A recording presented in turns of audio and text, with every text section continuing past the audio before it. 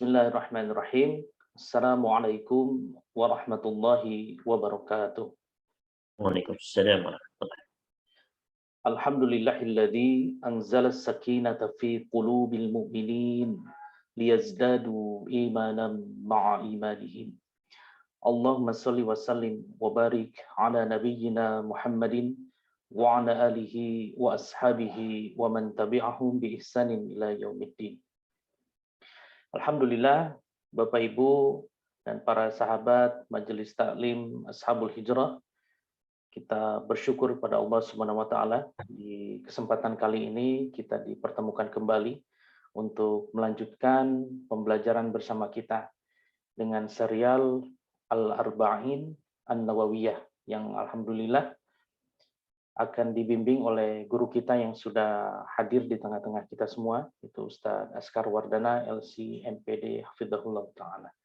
Insya Allah pada kesempatan kali ini kita akan melanjutkan ke hadis yang ke-11 yang insya Allah bertajuk memilih yang diyakini dan meninggalkan hal-hal yang meragukan insya Allah. Baik Ustadz, teman-teman sudah bergabung, kita mulai Ustadz, tafadhol. Ya. Jazakumullah khairan. Assalamualaikum warahmatullahi wabarakatuh. Waalaikumsalam warahmatullahi wabarakatuh. Innal hamdalillah nahmaduhu wa nasta'inuhu wa nastaghfiruh wa na'udzu billahi min syururi anfusina wa min sayyiati a'malina man yahdihillahu fala mudhillalah wa man yudlil fala hadiyalah. Wa asyhadu an la ilaha illallah wahdahu la syarikalah wa asyhadu anna Muhammadan abduhu wa rasuluh. Ya ayyuhalladzina amanu taqullaha haqqa tuqatih wa la tamutunna illa wa antum muslimun. Ya ayyuhan nasu taqu rabbakumul ladzi khalaqakum min nafsin wahidah wa khalaqa minha zawjaha wa batha minhuma rijalan katsiran wa nisaa'a wattaqullaha alladzi tasaaluna bihi wal arham innallaha kana 'alaikum raqiba.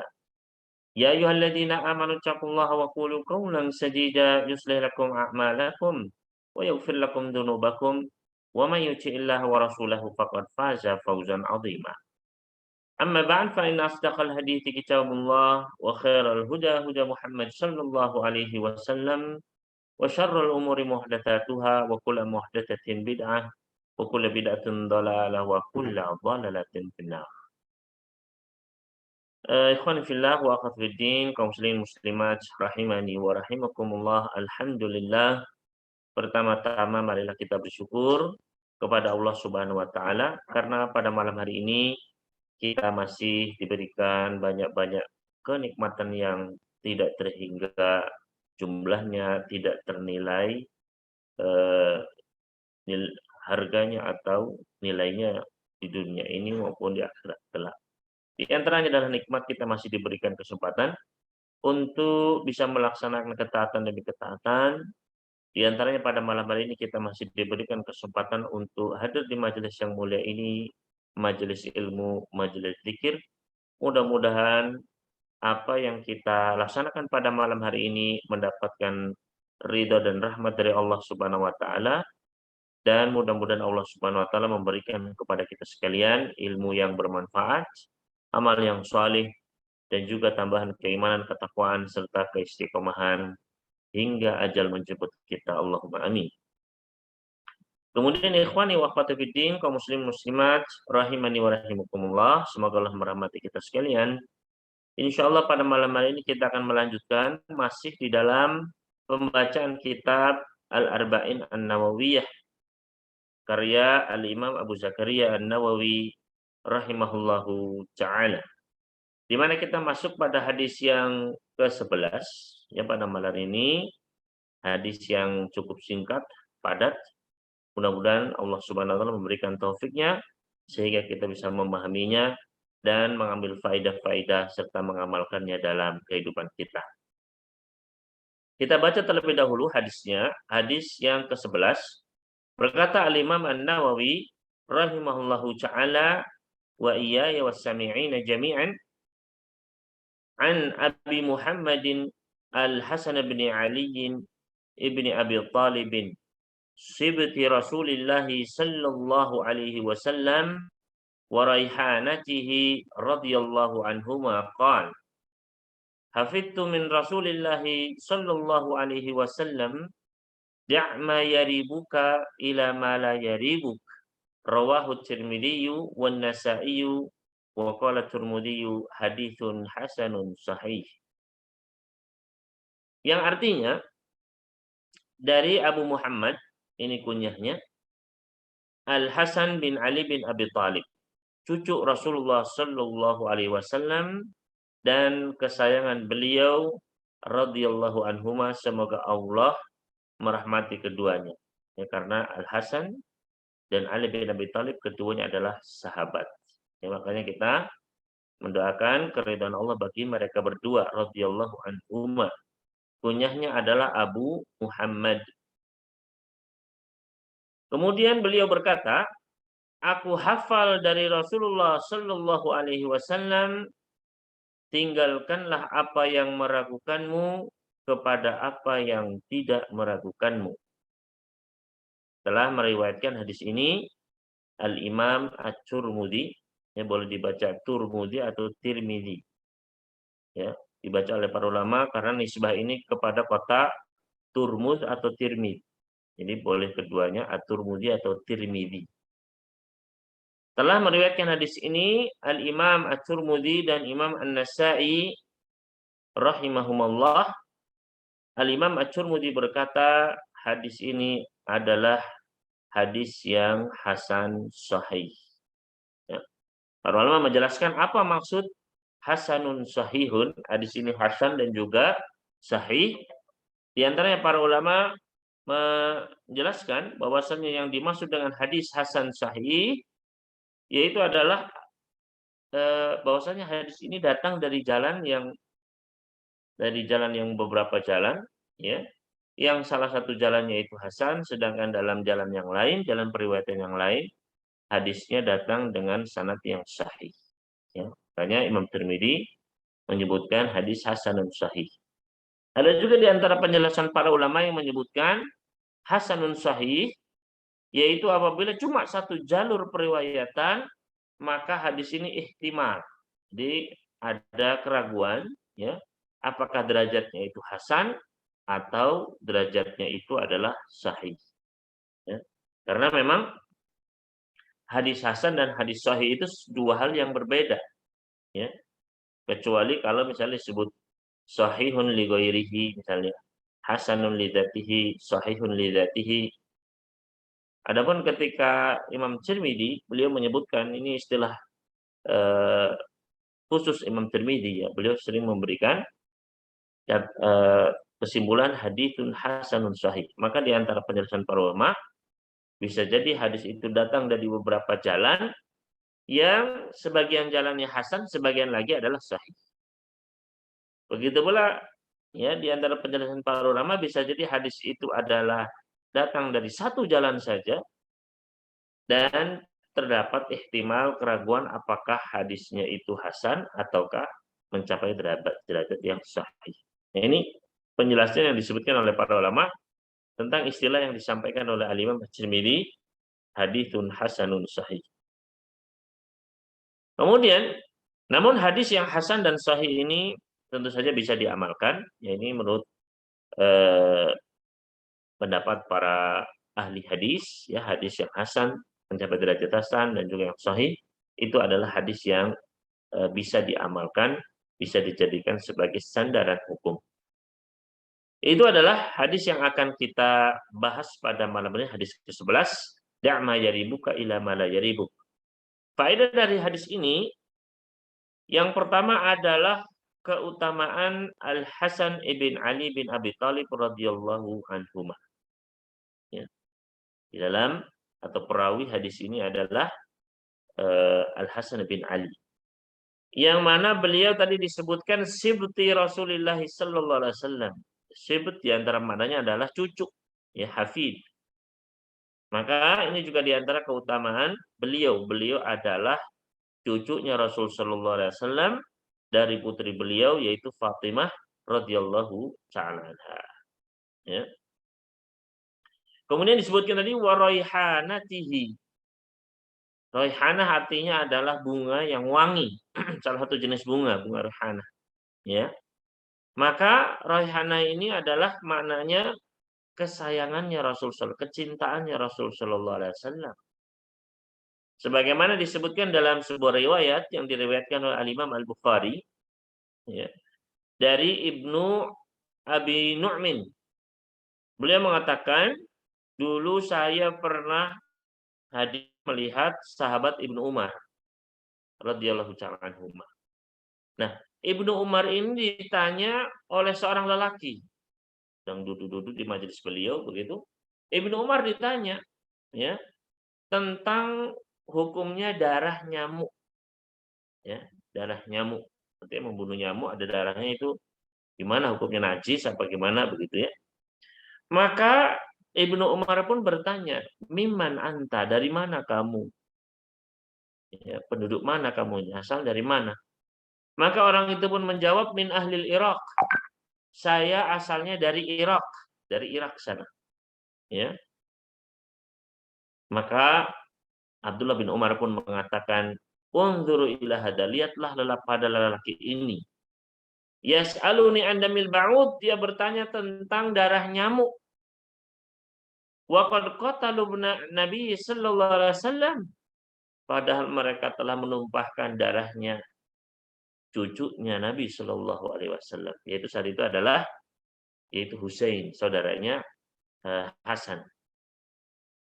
Artinya mereka melakukan sesuatu yang lebih besar, menumpahkan darah cucunya Nabi sallallahu alaihi wasallam, itu nggak dianggap apa-apa. Sedangkan darah nyamuk ditanyakan, artinya ya ini menunjukkan suatu hal yang keliru. Kemudian Ibnu Umar pun mengatakan, sungguh saya pernah mendengar Nabi Shallallahu Alaihi Wasallam, beliau pernah bersabda, "Huma raihanataya minad dunya." Dua cucuku ini, Hasan dan Husain ini adalah keduanya merupakan kecintaan kesayangan saya di dunia ini.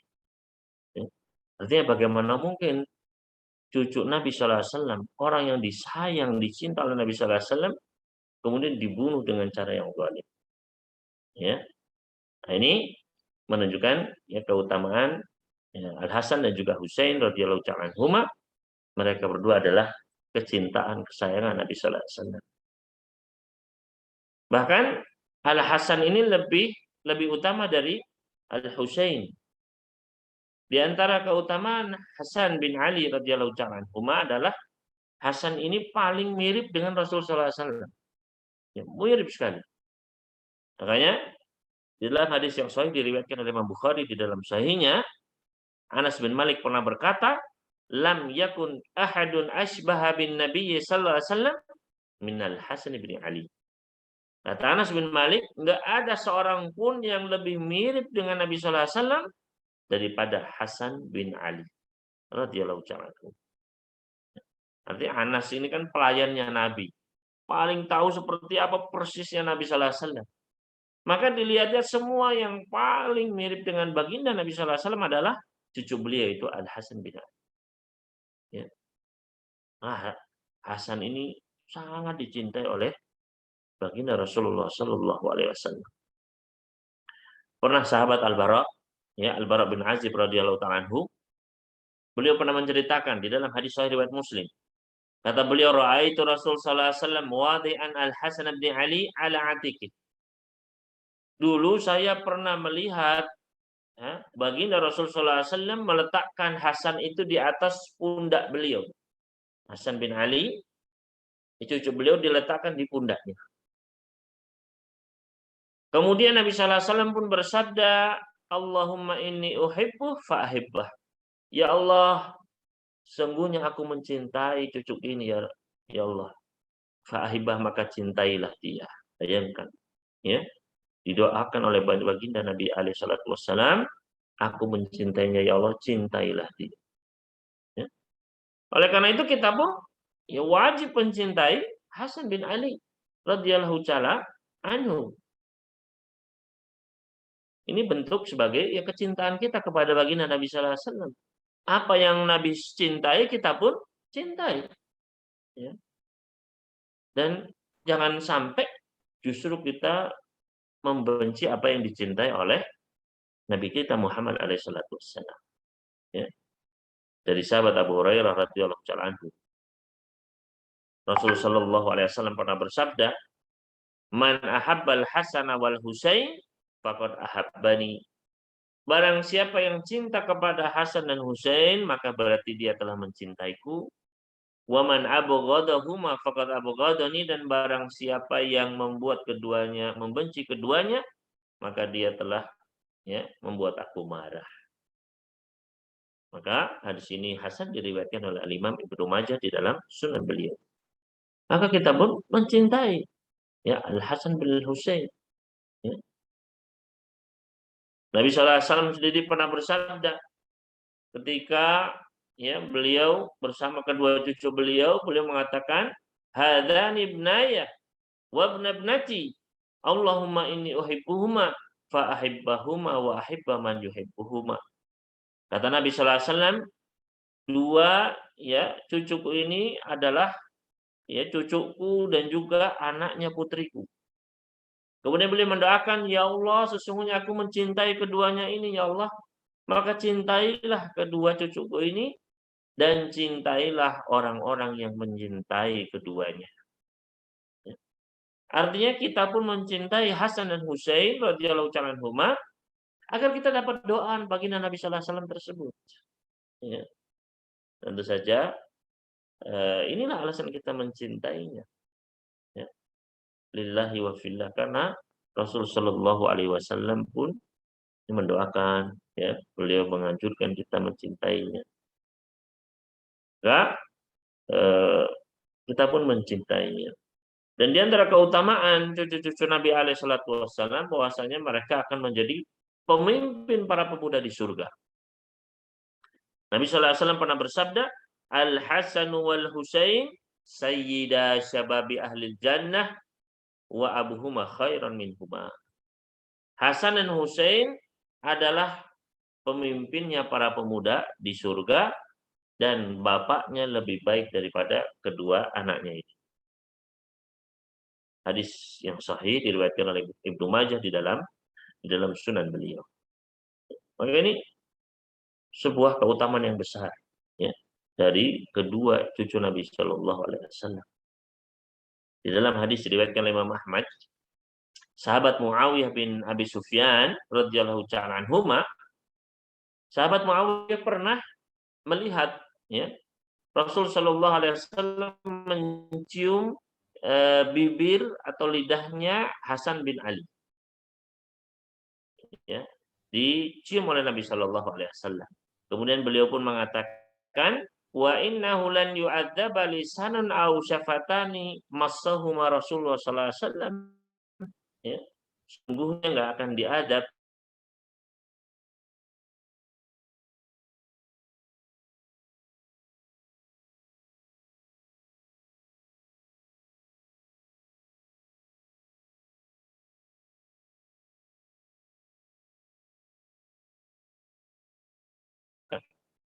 tentang keutamaan cucunya yang satu ini, yaitu Hasan bin Ali, bahwasannya cucunya beliau ini akan mendamaikan dua pihak yang bertikai.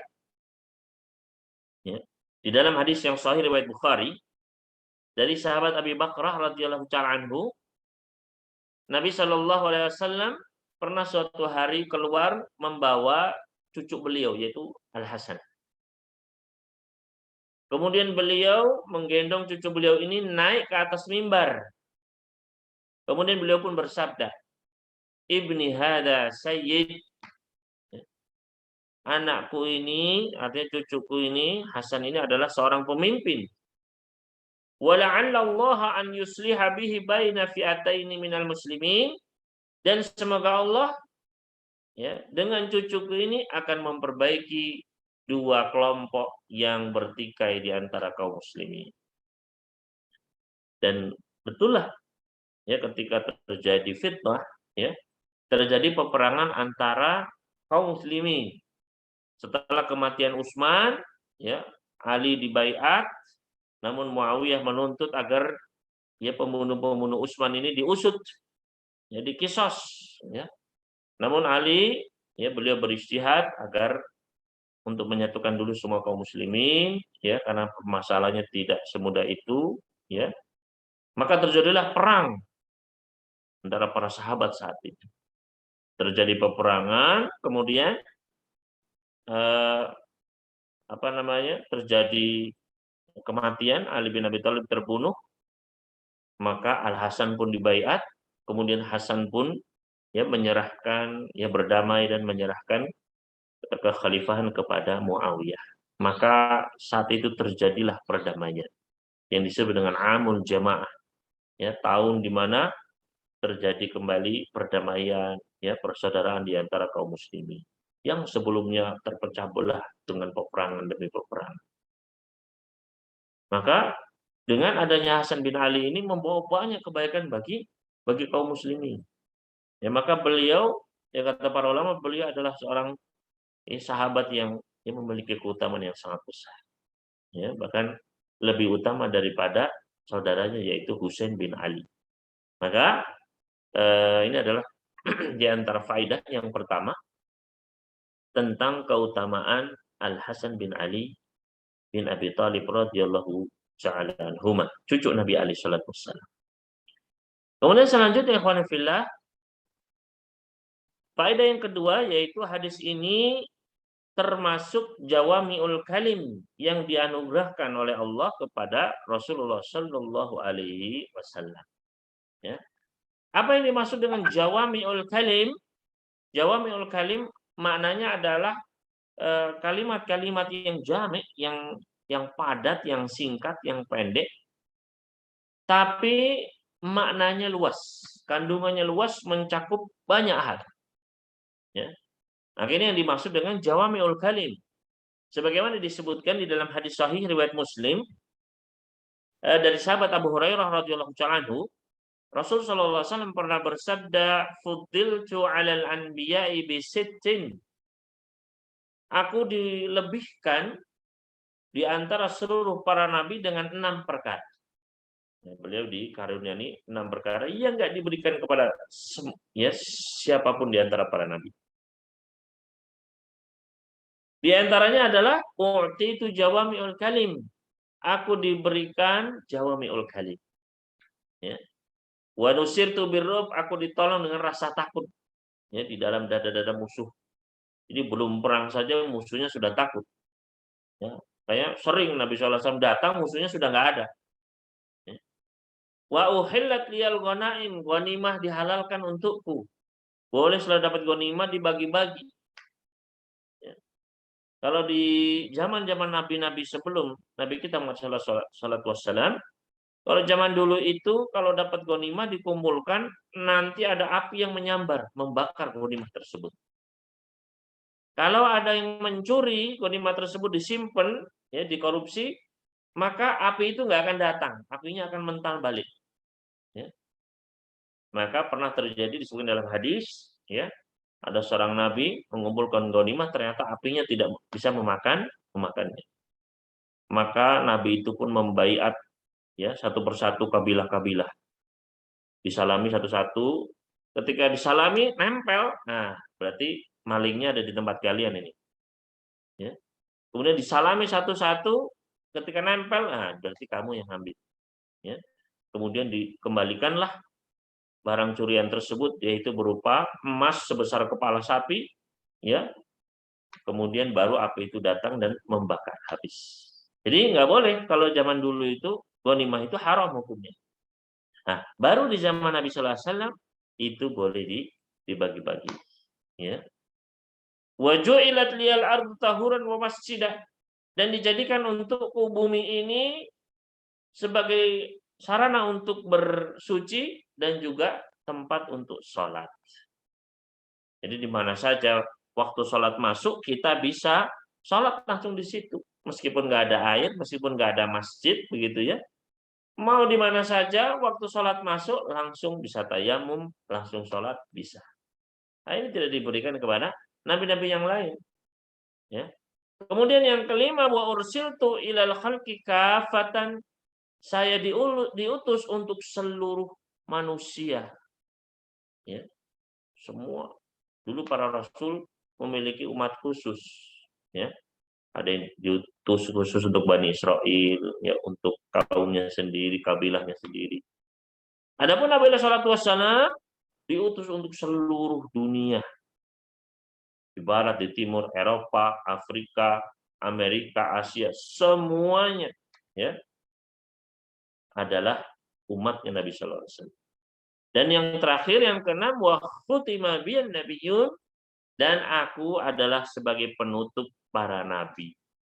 Ya, nggak ada nabi yang setelah Rasulullah SAW, nggak ada. Itu namanya nabi palsu. Kalau siapa yang percaya maka Islamnya pun palsu, ya, tidak sah Islamnya. Karena kata Nabi sendiri, khutima biyan nabiyyun, ditutup. Makanya khotaman nabiyyin bukan cincinnya para nabi, bukan hiasannya, enggak, tapi penutup para nabi. Karena kata Nabi sendiri, beliau menjelaskan, wa khutima biyan nabiyyun, ditutup semua para nabi ini dengan aku. Ya. Maka itu adalah 6 kelebihan Nabi sallallahu alaihi wasallam, di antaranya beliau itu diberikan jawami al-kalim. Bukti itu jawami al-kalim, yaitu kalimat-kalimat yang singkat padat, ya, innamal a'malu binniyat, ya, ittaqillah itu makunta. Ya, jadi kalimat-kalimat yang singkat tapi maknanya luar biasa, mencakup banyak sisi kehidupan kita, termasuk hadis ini. Da' ma yaribuka ila ma la yaribuk, singkat. Kalau mau dihafal pun gampang. Ya. Tapi dia mencakup seluruh, ya, maknanya luas, mencakup berbagai macam sisi kehidupan kita. Berkata Syekh Muhammad bin Shalih Al-Utsaimin rahimahullah taala, wa hadza yakunu fil ibadat, wa yakunu fil muamalat, wa yakunu fil nikah, wa yakunu fi kulli abwabil ilm. Hadis ini mencakup dalam segala perkara, baik itu perkara-perkara ibadat, ya, ibadah mau sholat, zakat, apa semua, ya. Wa yakunu fil muamalat, dalam masalah-masalah muamalah, jual beli, ya, termasuk pernikahan, cerai, apa masuk, ya. Wa yakunu fi kulli abwabil, dan masuk pada semua bab cabang ilmu, ya, masuk hadis ini. Maka ini adalah faedah yang kedua. Hadis ini termasuk jawami'ul kalim. Artinya kata-katanya pendek, singkat, padat, tapi kandungannya, ya, luas. Kemudian kita masuk pada faedah yang ketiga, yaitu perintah untuk meninggalkan perkara yang meragukan. Perintah untuk meninggalkan perkara yang meragukan. Di dalam hadis tadi disebutkan da', ya. Da', ya, ini adalah fi'il amr. Ya, jadi wada'a yada'u. Artinya adalah meninggalkan. Maka da', ya, kata perintah fi'il amr, maknanya adalah tinggalkanlah. Ya, tinggalkanlah. Da' ma yaribuka, tinggalkanlah apa-apa yang meragukanmu, ila ma la yaribuk, kepada apa-apa yang tidak meragukanmu. Ya. Dari kata-kata roba yaribu, artinya roib, ya, roib, la roiba fi roib, ini artinya adalah keraguan. Ya. Maka kita diperintahkan untuk meninggalkan perkara-perkara yang meragukan. Terus habis ditinggalkan kemana? Kita ambil perkara yang jelas. Ya. Maka inilah tema hadis ini, yaitu tinggalkan yang nggak jelas, tinggalkan yang meragukan, ambillah yang jelas-jelas kita yakini itu, ya, baik. Itu diperbolehkan oleh Allah Subhanahu wa taala. Maka perintah untuk meninggalkan yang meragukan ini, ya, mencakup keraguan dari sisi misalnya kehalalannya. Yang dulu sudah kita pernah bahas, ya. Perkara-perkara syubhat.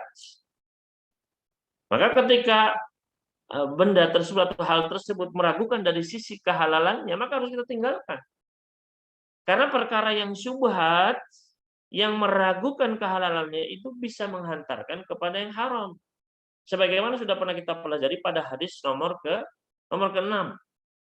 Ya, nanti kita murojaah kembali. Hadis nomor 6. Kata Nabi SAW, innal halala bayyinun wa innal harama bayyinun wa bainahuma umurun mustabihatun la ya'lamuhunna katsirun minan nas. Sesungguhnya yang halal itu jelas, yang haram juga jelas. Ya, artinya halal-halal dengan dalil jelas, yang haram-haram pun jelas. Tapi di antara keduanya itu ada perkara-perkara yang mustabihat, yang enggak jelas, yang meragukan, yang abu-abu. Dan banyak tidak diketahui oleh kebanyakan manusia, atau banyak manusia yang tidak mengetahuinya. Maka ujangan dari Nabi SAW, beliau mengatakan, "Faman ittaqa syubhat faqad istabra li dinihi wa irdihi." Barang siapa yang menjaga dirinya, ya ittaqo. Dia ya takut, dia menjaga dirinya dari yang syubhat ini dia tinggalkan. Sesuai dengan perintah Nabi, "Da'ma yaribuka," tinggalkan yang meragukan. Maka kata Nabi, barang siapa yang menjaga dirinya, dia tinggalkan itu perkara yang syubhat, yang nggak jelas, maka berarti dia sudah menjaga agamanya, dia telah menjaga kehormatan. Berarti dia aman, selamat, terjaga. Ya, kalau dia tinggalkan itu yang meragukan. Namun sebaliknya, wawan waqa'a fi syubhat waqa'a fil haram. Barang siapa yang terjatuh pada yang syubhat, dia bermudah-mudah dengan yang syubhat, maka dia terjatuh kepada yang haram. Oleh karena itu, Nabi sallallahu alaihi wasallam perintahkan, tinggalkan yang meragukan, cari yang nggak meragukan. Artinya kalau jelas-jelas ada yang halal sama ada yang masih ragu-ragu nih, kita tinggalkan. Ya. Misalnya ada restoran, yang ini jelas-jelas nggak jual yang aneh-aneh, nggak jual yang haram, babi, khamr, nggak ada. Ada satu lagi, ya, kayaknya kok ada botol yang nggak jelas misalnya. Kok ada tulisan-tulisan pork misalnya, ya, tinggalkan. Ya. Takutnya nanti gorengnya sama apa kan? Kadang ya manusia meremehkan hal tersebut. Ya. Maka ketika ada yang jelas-jelas halal, ambil itu yang halal. Ya. Misalnya vaksin. Vaksin kalau yang ini jelas-jelas halal Ustaz. Tapi kalau yang ini masih agak meragukan. Ya, ada yang bilang halal tapi juga ada yang bilang haram misalnya. Ya cari yang halal sudah. Ya, itu prinsip. Ini prinsip dalam hidup kita. Da' ma yaribuka ila ma la yarib. Tinggalkan yang meragukan, ambil yang ya. Kalau ada yang jelas-jelas halal, sudah itu yang kita ambil. Ya. Jangan ambil yang abu-abu. Ada yang bilang boleh enggak, kita nggak tahu, nggak jelas. Kemudian kita ya sikap kita ambil saja, jangan. Ketika sudah ada yang jelas-jelas halal, itu yang kita pilih. Ya. Meskipun itu nggak praktis Ustaz, atau itulah harganya lebih mahal Ustaz, itu bukan alasan. Ya. Yang kita inginkan adalah keselamatan dunia akhirat kita, keselamatan agama kita. Ya. Salamatud-din la ta'dilu syai'. Keselamatan agama kita, akhirat kita enggak ada bandingan. Ya. Enggak ada bandingannya keselamatan akhirat itu. Kenapa? Karena akhirat itu khairu wa abqa. Yang namanya akhirat itu lebih baik dan lebih kekal. Dunia ini sebentar, dunia ini lebih buruk dan lebih fana, hilang, akan hancur, cuma sebentar aja. Maka nggak bisa dibandingkan. Makanya nggak benar orang yang antara dunia dan akhirat itu harus seimbang. Bagaimana seimbang sedangkan Allah sendiri menjelaskan wal akhiratu khairu wa abqa. Akhirat itu lebih kekal, lebih baik. Ya. Prioritas utama kita adalah akhirat kita. Makanya kata Allah wabtaghi fima ataqallahu daral akhirah wala tansa nasibaka minad dunya. Carilah dengan apa saja yang telah Allah karuniakan kepadamu, kita dikasih harta, dikasih kesehatan badan, dunia ini seluruhnya. Darul akhirat, dicari, prioritasnya adalah negeri akhirat. Ya. Wala tansa nasibaka, tapi jangan lupa dunia. Berarti apa? Akhirat, tapi jangan lupa dunia. Jangan dunia, jangan lupa akhirat. Ya. Kerja tapi jangan lupa sholat. Salah. Harusnya akhirat ibadah beda, tapi jangan lupa dunia. Terkadang manusia dibolak-balik. Kemudian harus seimbang antara dunia dan akhirat, itu nomor satu. Dunia ini akan ditinggalkan, fana. Sebentar sudah nggak enak. Ya. Maka tinggalkan yang meragukan-meragukan. Harta-harta penghasilan yang meragukan, tinggalkan. Ya. Yang pakai tipu-tipu, pakai ya data palsu, pakai ya hal-hal yang ya meragukan, ada ribanya, ada gorornya, tinggalkan. Ya.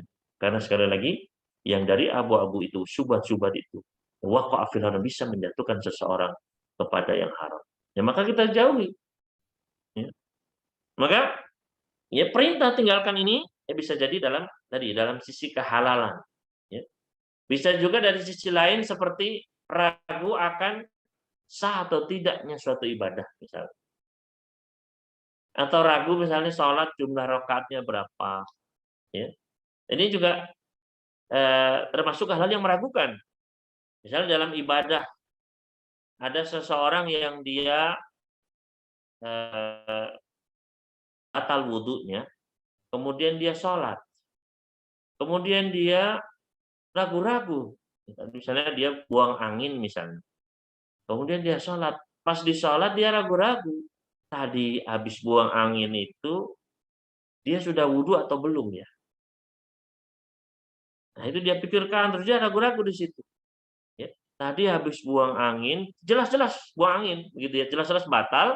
Nah yang ragu-ragunya sudah wudhu apa belum nih? Maka dia pun terjatuh kepada roib, dari sesuatu yang tidak tenang. Itu namanya roib, ya. Sesuatu yang meragukan. Karena kalau saya tadi sudah wudhu berarti salatnya sah nih. Tapi kalau saya belum wudhu, ya berarti salatnya nggak diterima. Tidak diterima salat orang yang batal sampai dia berwudhu. Maka dia pun bingung, ya. Maka kita katakan, ya, sebagaimana baginda Nabi SAW bersabda, "Da' ma yaribuka ila ma la yaribuk." Tinggalkan yang meragukan kepada apa yang tidak meragukan. Ya. Maka kita bisa melihat di sini, kita bisa praktekkan ya hadis tersebut. Ya. Yang diragukan di sini apa? Ya. Yang diragukan di sini adalah sudah wudhu atau belum. Ya. Sedangkan yang jelas-jelas adalah apa? Dia itu batal. Ya. Yang jelas-jelas apa dia? Batal. Dia tahu dengan pasti, yakin bahwasanya dia sudah buang angin tadi. Yang meragukannya adalah apa? Sudah wudhu atau belum. Berarti apa? Tinggalkan yang meragukan ini. Kepada apa yang tidak meragukan, yaitu bahwasannya dia tadi batal. Ya. Berarti dia apa? Berwudhu. Karena keraguannya adalah pada wudhunya itu. Ya. Sebaliknya misalnya, ya bisa dibalik. Sebaliknya apabila seseorang dia yakin sudah berwudhu, ya sudah berwudhu, ya kemudian dia ragu-ragu, kemudian, aduh tadi saya buang angin apa enggak ya, gitu. Ya. Tadi kayaknya buang angin, tapi buang angin itu tadi sebelum wudhu, deng. Dia bingung di situ, ya. Apakah batal atau tidak wudhu? Maka kita katakan apa? Da'ma yaribuka ila ma la yarib, tinggalkan yang meragukan kepada apa yang meragukan. Ya. Artinya yang jelas-jelas apalagi kita sudah wudhu itu jelas. Sudah wudhu masih basah itu. Sudah jelas-jelas sudah wudhu. Yang meragukan adalah wudhunya ini batal atau tidak. Maka tinggalkan yang meragukan ini. Pokoknya kita sudah wudhu, sudah sholat. Ya. Tinggalkan yang meragukan ini, ambil yang tidak meragukan. Ambil yang yakin. Ya. Maka ketika kita menginginkan ketenangan, ya, kita ingin ya tenang, nyaman, maka tinggalkan semua keraguan-keraguan itu dalam hidup kita. Ya. Taruh sana jauh-jauh.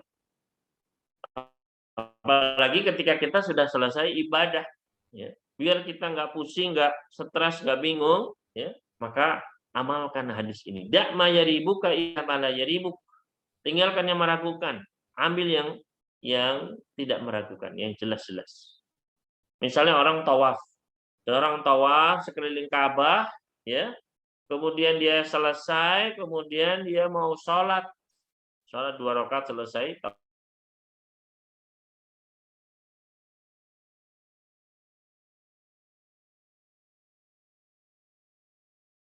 sambil 6 putar. Ya. Maka apa yang perlu dia lakukan? Ya, ya sudah. Ketika itu sudah selesai, ya, ya sudah tinggal sholat saja. Tidak perlu dia ragu-ragu, itu dibuang saja.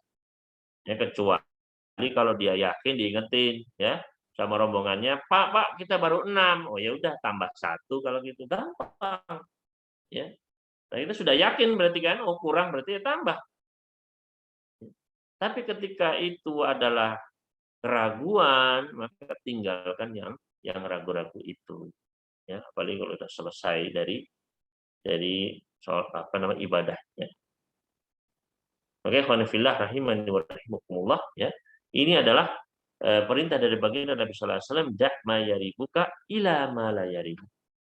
Perintah agar kita meninggalkan yang meragukan dalam segala perkara. Ya. Dalam misalnya, ya, muamalah juga. Apakah ini sudah sah atau belum? Ya sudah, kalau ketika itu yakinnya sudah, ya sudah. Ya. Dalam pernikahan, dalam ini dan semuanya. Ya. Apakah saya ini misalnya suami, wah tadi saya itu menceraikan istri saya atau tidak ya? Ya. Apa sudah jatuh talak atau tidak ya? Ya. Ditanya juga nggak jelas juga, ya. Maka saat itu ambil yang yakin bahwasanya hukum asalnya dia nikahnya itu masih, ya. Apakah dia lupa tadi mengucap atau tidak, ya sudah, karena itu keraguan dianggap tidak ada saja. Maka ambil sesuatu yang jelas, tinggalkan yang meragukan. Kecuali kalau sudah itu yakin, itu yang kita ambil, ya. Maka di sini kaidah atau faidah yang keempat, ya. Faidah yang keempat yaitu bahwasannya hadisnya menjadi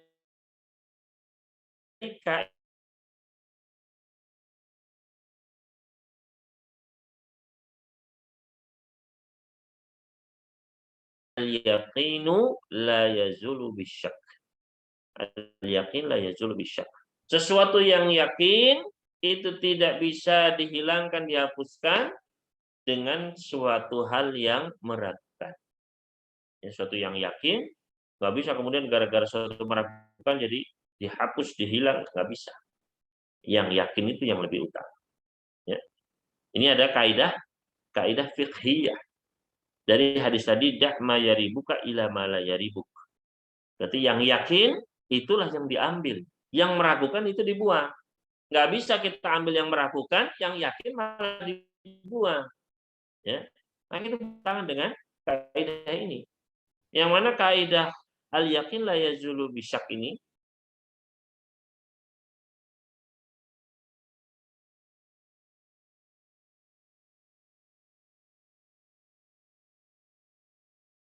berdasar dari hadis-hadis, ayat-ayat Al-Karim.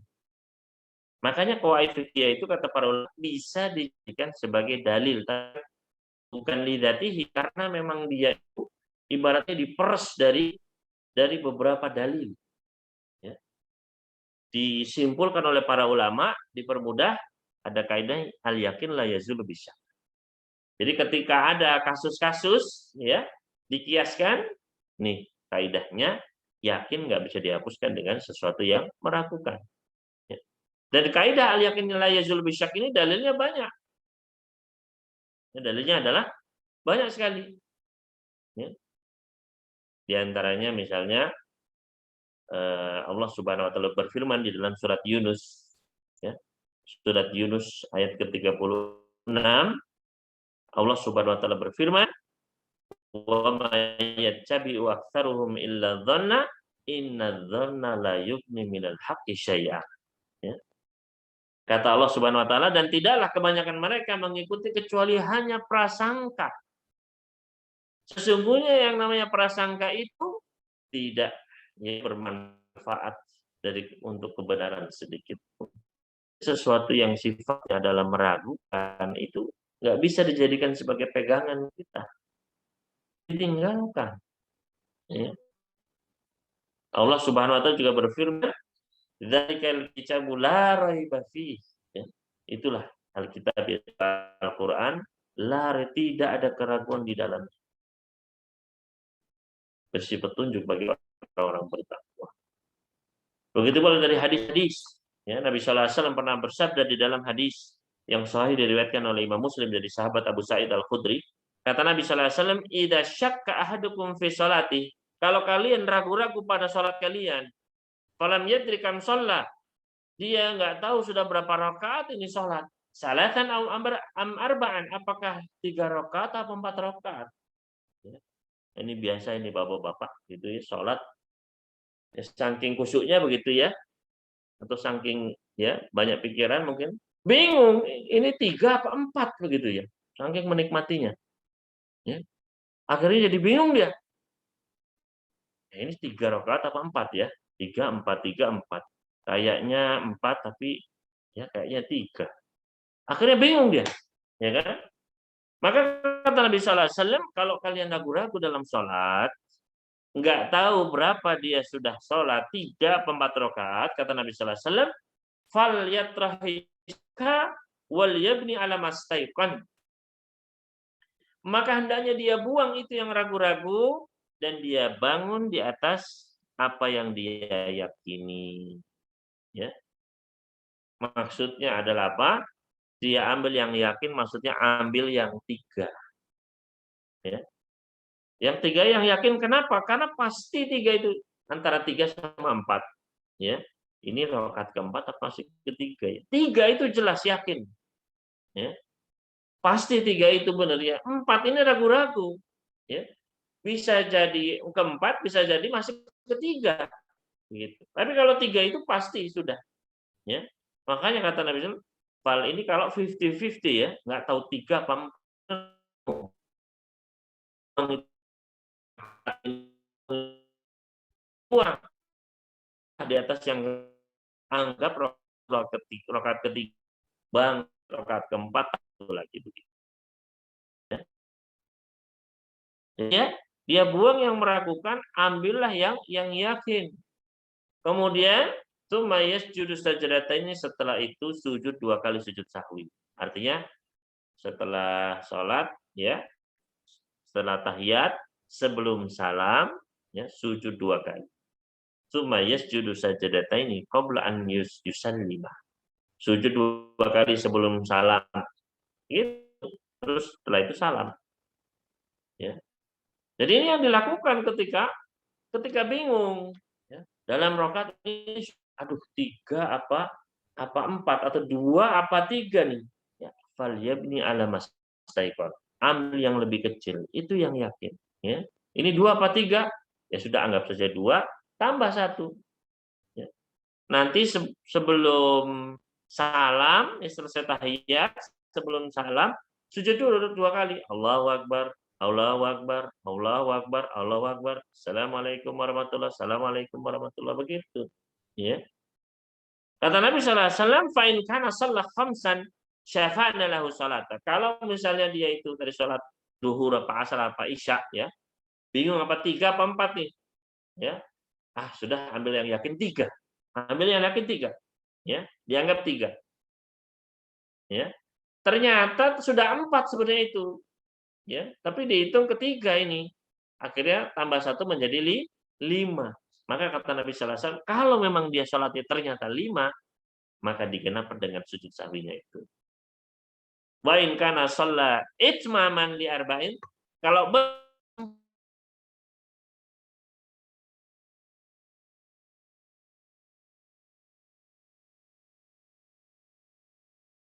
tetap kecewa.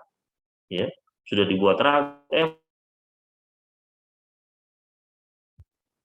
Ya. Nah, di sini pentingnya ilmu, kita belajar. Ya. Ini menjadikan hidup kita semakin terarah. Ibadah kita pun semakin terarah, ya. Nah, dari hadis yang mulia ini juga dalil bahwasanya al-yaqinu la yazulu bisyak. Sesuatu yang yakin itu jangan dihilangkan karena sesuatu yang meragukan. Pilih yang yakin, begitu. Ya.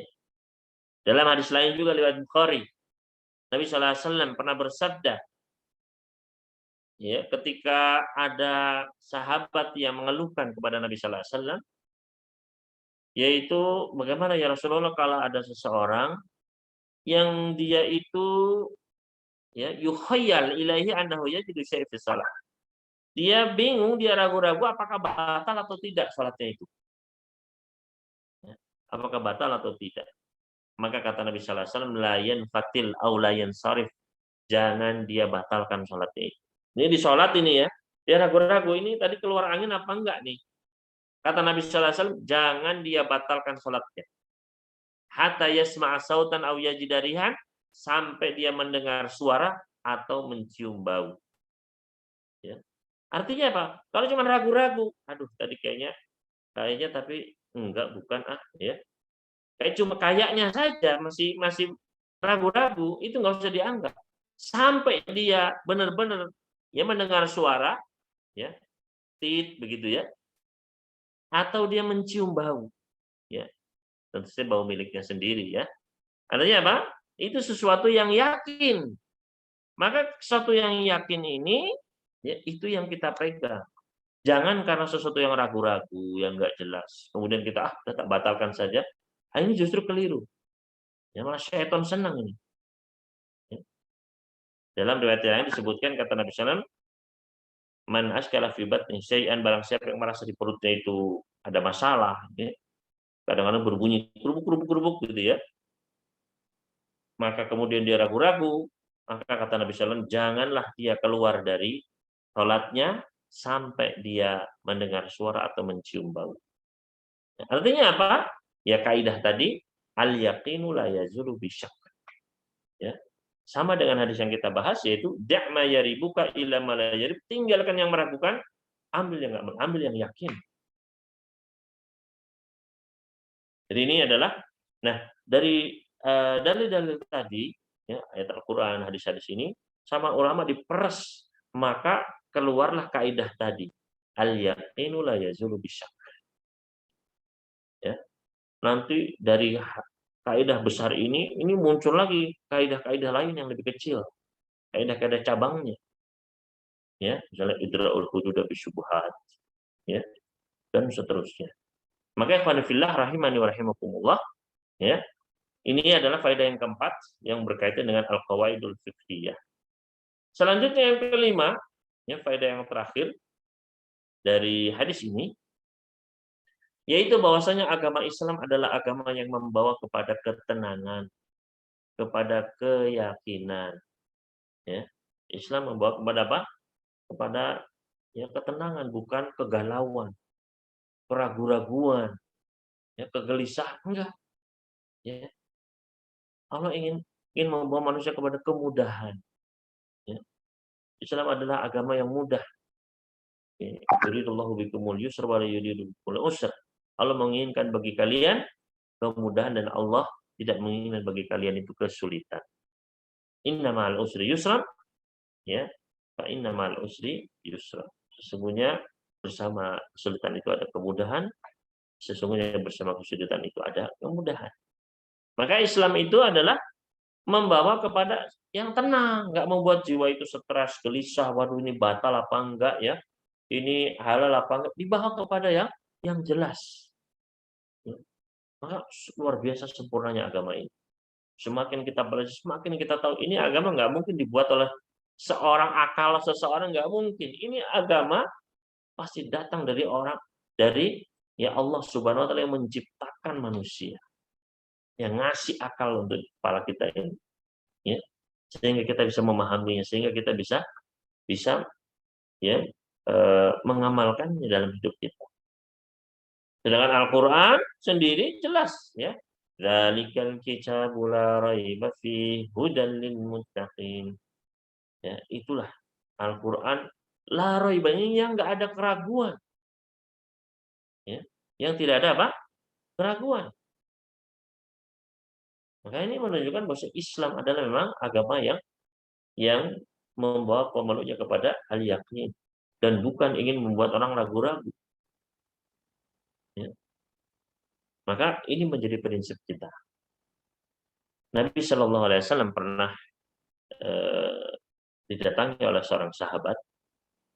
Kemudian sahabat ini bertanya, ya Rasulullah, akhbirni bima yahilluli wa yuharramu alayya.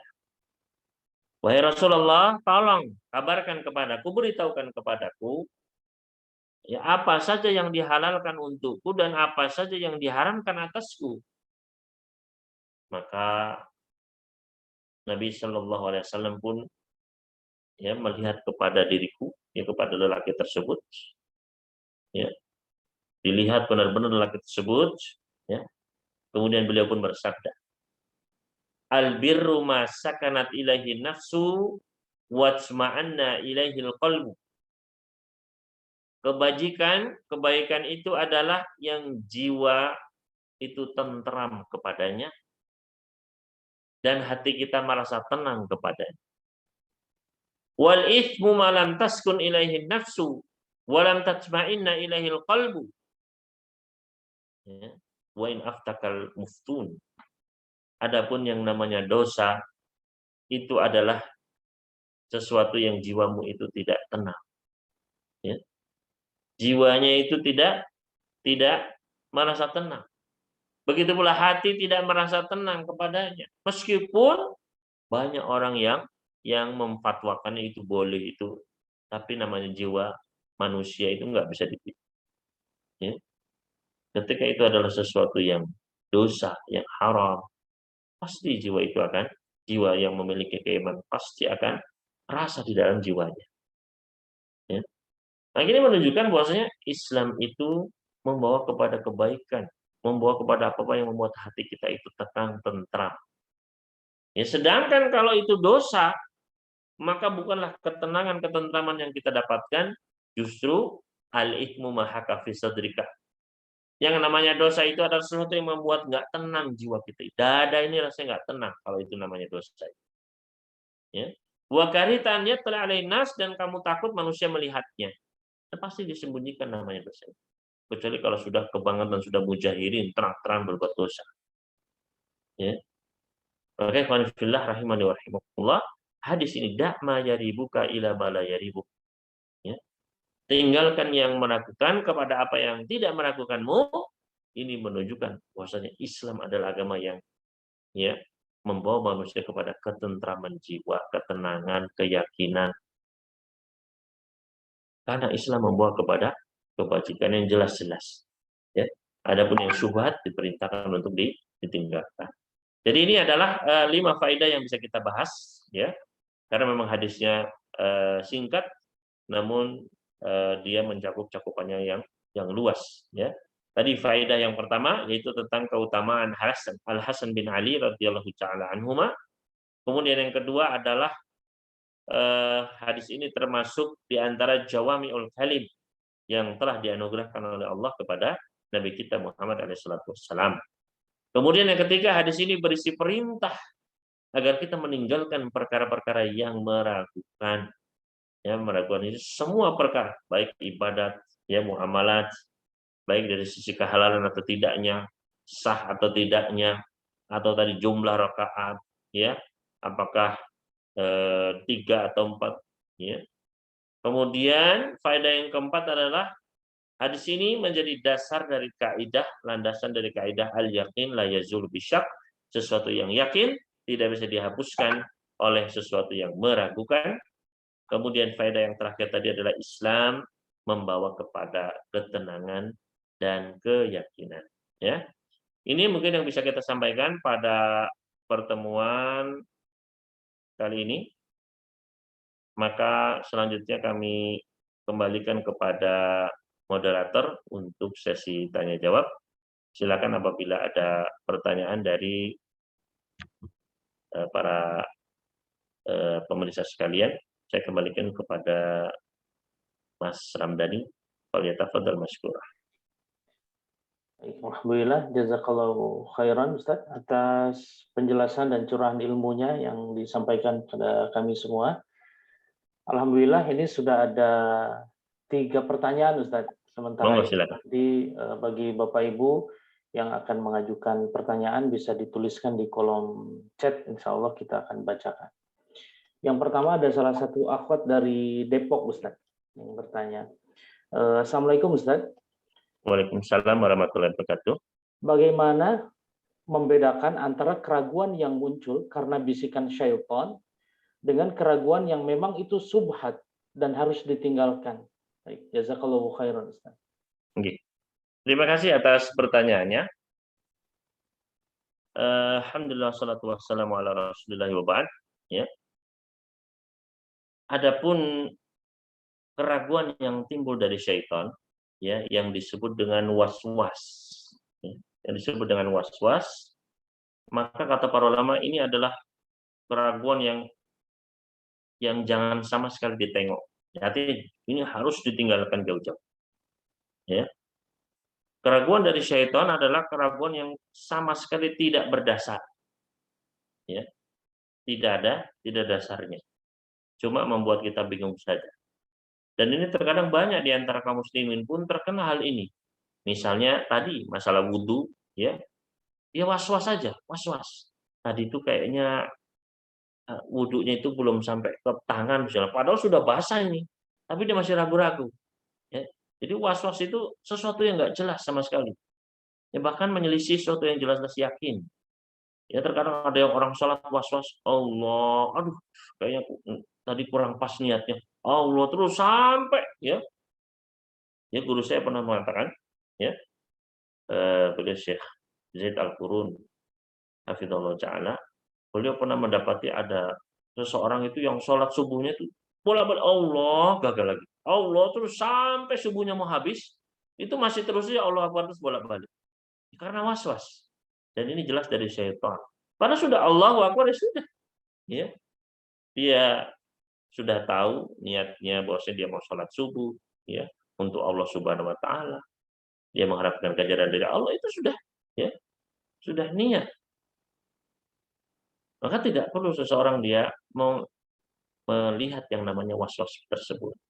Karena itu biasanya jelas-jelas tidak ada mendasar sama sekali, hanya rasa ya cemas yang ada di dalam hati saja, bisikan-bisikan syaitan.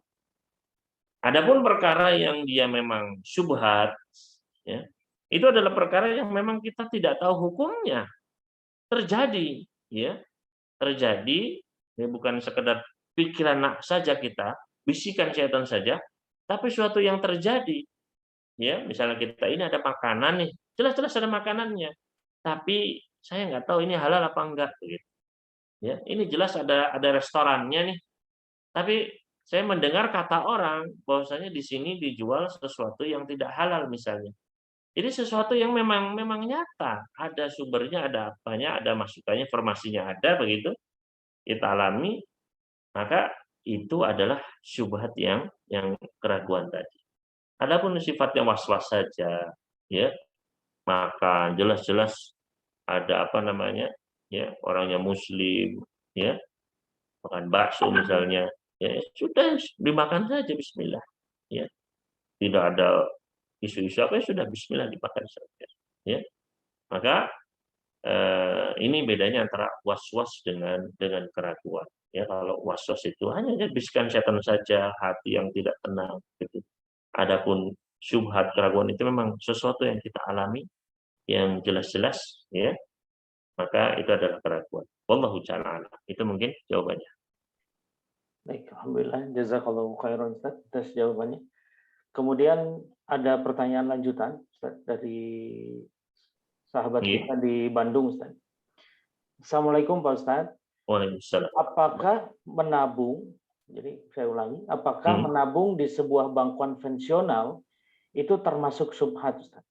Jadi mungkin ini banyak sekali juga yang saya alami juga begitu Ustaz, karena untuk payroll gitu Ustaz ya, pembayaran gaji di perusahaan ini ditentukan banknya khusus gitu, banknya bukan bank syariah gitu Ustaz. Kalau tidak selain bank itu jadi tidak bisa karena sentralisasi. Ini hukumnya Ya. bagaimana, Ustaz? Ya. Pertama ketika memang di situ ada riba, ya, maka sebenarnya itu ya bukan syubhat. Kalau memang di situ ada riba, artinya riba itu adalah kita meminjamkan, ya, dan kita setuju menandatangani kalau nanti ada bunganya. Itu kan jelas-jelas riba. Ya. Maka sesuatu yang jelas-jelas haram itu seharusnya bukan syubhat lagi. Ya. Itu yang pertama. Kemudian yang mungkin menjadi syubhat apakah saya ini ya sampai derajat darurat sehingga karena ada kaidah al daruratu tubihul mahdurat misalnya, ya. Suatu darurat itu bisa membolehkan sesuatu yang haram menjadi boleh, ya. Maka di sini harus jelas daruratnya seperti apa. Karena darurat juga ad-daruratu tuqaddar biqadariha, ya. Dan kebanyakan perkara tidak seperti itu. Maka yang seharusnya kita amalkan adalah hadis ini, ya. Da' ma yaribuka ila ma la yaribuk, selama ada pilihan, ya, yang jelas halal, ya, atau paling enggak yang lebih ringan, maka itulah yang kita pilih. Kalau yang sudah jelas-jelas murni itu haram, ya, di situ ada ribanya, ya kita jauhi. Sekali lagi, keselamatan akhirat kita itu jauh lebih berharga daripada ya sekedar kita mendapatkan dunia kita saat ini. Dan itulah ujian kita, disitulah iman kita diuji. Hadis-hadisnya sudah jelas, ayat-ayatnya sudah jelas, tinggal kita mengamalkannya. Ya kita tinggalkan yang meragukan, apalagi yang sudah jelas-jelas haram. Wallahu ta'ala. Baik, alhamdulillah, jazakallahu khairan, Ustaz.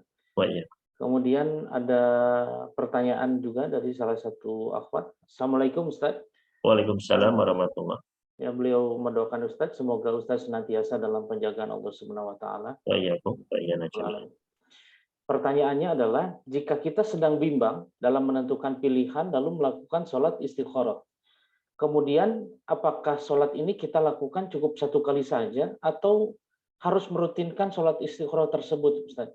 Hingga kita yakin bahwa Allah Subhanahu wa taala telah memberi petunjuk untuk condong pada satu pilihan. Jazakallahu khairan, Ustaz. Ya. Terima kasih pertanyaannya. Secara hukum asal, sholat istikharah itu adalah cukup dilakukan sekali saja. Ya. Jadi ketika kita ragu, ya, maka ya sudah kita cukup sekali melakukan sholat istikharah. Faida azamta fatawakkal 'ala Allah, sudah. Kita sudah bertekad, ya, laksanakan. Ya. Kalau memang itu baik, ya insya Allah akan dimudahkan oleh Allah Subhanahu wa taala. Kalau itu buruk, kita akan diselamatkan. Sudah gitu saja prinsipnya. Ya. Kita serahkan pilihan yang terbaik kepada Allah Subhanahu wa taala. Jadi sebenarnya salat istikharah itu ya cukup sekali saja. Ya. Namun ya di antara para ulama ada yang memperbolehkan kalau misalnya waktunya pun masih ada, ya, maka kita pun melaksanakan terus salat istikharah tersebut, ya, hingga datang waktunya, maka kita pun melaksanakan, itu pun insya Allah tidak mengapa. Tapi secara hukum asal bahwasanya ketika istikharah itu adalah sekali saja sebenarnya sudah mencukupi, ya. Kemudian kita laksanakan pilihan kita tersebut. Jadi tidak perlu sampai menunggu-nunggu sampai ada sesuatu tanda apa begitu, enggak, ya. Sampai mimpi atau sampai ada ya suatu pertanda kejadian apa, enggak, ya. Sudah sekali, ya, kita minta pilihan kepada Allah SWT, tolong yang pilihkan, sudah, ya. Kita sudah sudah menimbangnya, bermusyawarah, ditimbang baik buruknya, ya, kita istikharah, ya sudah laksanakan apa pilihan kita tersebut, ya. Kalau memang itu baik, insya Allah akan mudahkan, ya. Kalau itu buruk, ya digantikan nanti digagalkan oleh Allah Subhanahu, diganti dengan itu sesuai dengan doa kita ketika istikharah. Jadi begitu, ya tidak perlu menunggu terus akhirnya bertahun-tahun istikharah terus, jangan, ya. Mau nikah apa enggak terus belum ada tandanya akhirnya istikharah terus akhirnya ya repot kan. Jadi cukup sekali saja kemudian sudah, ya. Kita amalkan, kita berbuat, kita serahkan tawakal kepada Allah Subhanahu wa taala hasilnya. Wallahu taala. Baik, alhamdulillah, jazakallahu khairan, Ustaz. Oh iya. Pertanyaan selanjutnya Ini setipe dengan pertanyaan sebelumnya, Ustaz. Saya bacakan Iya. dulu, mungkin tadi sudah terjawab juga oleh Ustaz. Assalamualaikum, Ustaz. Waalaikumsalam. Izin bertanya, ketika kita mendapatkan dua pilihan, misal tentang pekerjaan, dan telah berdoa untuk itu, untuk pilihan terbaik, serta kita lakukan, beliau melakukan qiyamul lail. Sampai satu ketika mimpi itu datang untuk salah satu pilihan. Apakah kita langsung meyakininya, Ustaz? Gitu. Iya. Mohon maaf agak terputus, Ustaz. Sinyalnya mungkin.